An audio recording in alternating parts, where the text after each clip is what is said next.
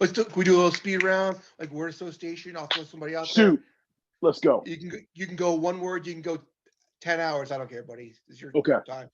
Undertaker. One of the coolest dudes you'll ever meet. Literally, and I say this, no disrespect to Papa, but he's the true godfather of the locker room. Like, and one of the coolest things I ever remember about him is you expect, because I came from a time when I was doing enhanced work for WWE, that all the stars had all their own locker rooms. You remember this, right? Like there was a general locker room, and then Shawn would be over there, and Macho would be over there. You know where Undertaker's locker room was? Right in the center of the regular locker room. Yep. He set his chair in the middle of the room. So if you need to ask him something, he was right there for everybody to talk to. One of the coolest some guns on this damn planet, and that's it. Bret Hart. Professional. And one of my biggest regrets in life was I was supposed to start when he left to go to WCW. About a week earlier, we were over in Abu Dhabi, and he invited me up to the Stu Hart dungeon to come, like, fly up there and come train for a couple days a week. And I just agreed to it, and the company was just starting to work out travel, and he left. And I was like, damn, I really wanted to go sit under that learning tree and just enhance technical skills. But one of the coolest guys, I walked up to him not too terribly long ago at a convention. So Bret Hart is one of the good guys in this business. Owen Hart. There's nobody better. There is nobody better. One of the best workers, one of the best people. Just a gifted individual who was the nicest dude I've ever met inside or outside of wrestling. And if you ever saw an excuse or a reason for someone to have an ego, Owen had everything going for him, but no ego. He would give you knowledge, advice, he'd break you down, and then he'd rib you. So that was a way of showing you he loved you. So I miss Owen Hart desperately, and I would give almost anything just to have one more conversation with him. Kane. I've known Kane since our Smoky Mountain days. I introduced him to his wife, Crystal. True facts. Uber intelligent and thinks about the business constantly. And is a consummate professional inside the ring and his approach to the ring. And he's a good friend. Haven't spoken to him a little bit lately, but he's a good friend, and he's the mayor of Knoxville now, so he's doing quite well for himself. Yeah. He's got that going for him. He's got that going for him. He doesn't have to bump for a living anymore. Yeah, he still looks great. You see him online. He looks great. He's got to be 60, right? I mean, he's got to be at least almost 60, and he looks 35. Yeah. So with the miles that are on his body, I don't know how he does it. And high-end miles, pressure situation miles, top of the card miles, which are that's a hard road to hoe. So yeah. What about Steve Austin? How is it working with him? Dude, what you see with Steve Austin on TV is what you get in real life. Like, that's him. He's just sitting there sipping on a beer, chilling. And I'll give you this. Here's one thing I learned from Steve Austin that not many people know. I remember one of the first times I really started being on the house shows, and Attitude was starting to really take off, and Austin was the top dude, right? So I remember I'm getting ready to go out for like the second match, and Austin is sitting behind the curtain in a chair with a cup of coffee, peeking through the curtain. And I'm like, okay, maybe someone asked him to watch a match, okay? No, every night that was his practice. He watched every match on the show every night.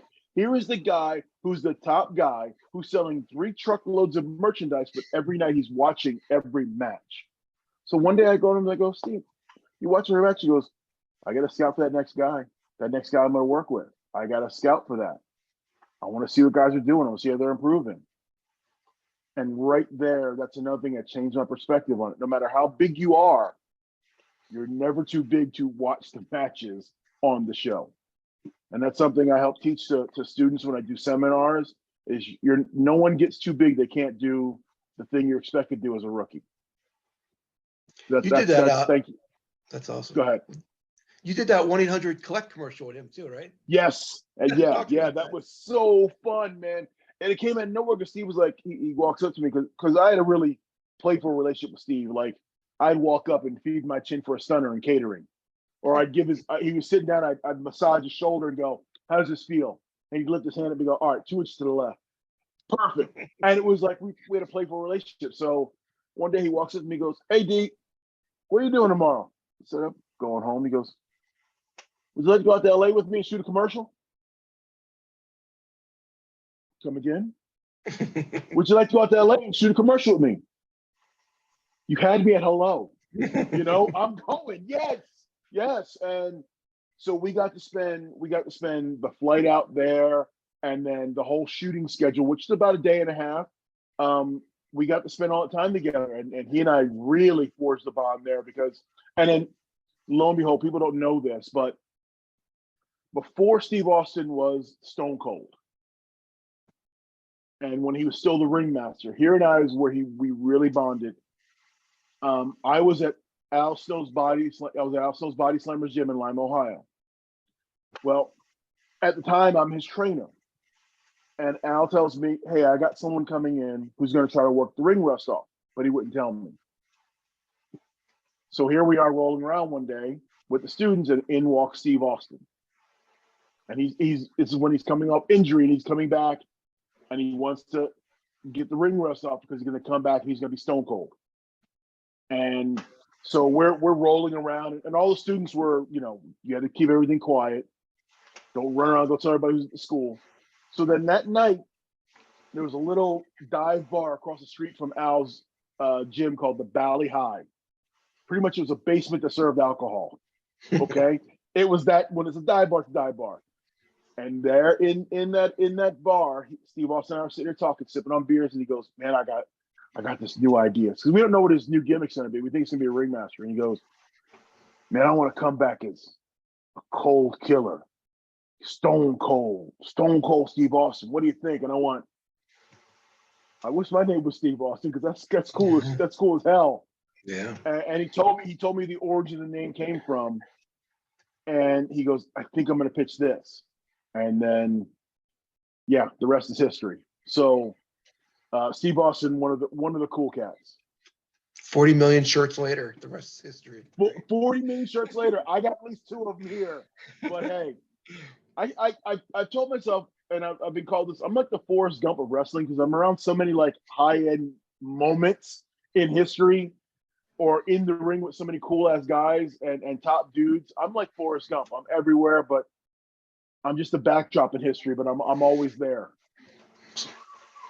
Anything you want to plug, D? Anything, any contact information? Anything coming up? Just guys, hit me up on Twitter. At D'Lo Brown 75. I used to say I was the only verified D'Lo, but now that you can buy verification for $5 a month, hey, I'm one of 20 now. But it's me. I'm at D'Lo Brown 75. You can just follow me and see what I'm up to there and my comings and goings. And I talk Chicago Bears football, Liverpool soccer, and the lovely world of pro wrestling. So come hit me up sometime. Awesome. Thank you, D. This is great. Hope to see you soon. You're always a pleasure, my friend. My brother, thank you for having me on here. It's my absolute pleasure. And whenever you need me again, you know how to get a hold of me, okay? Thank you, buddy. Your friendship means a lot to me. Thank you. I love you. I love you. Love you too, man. Love you too, bro. Have a good one. All right. Talk to you later. Thank you, buddy.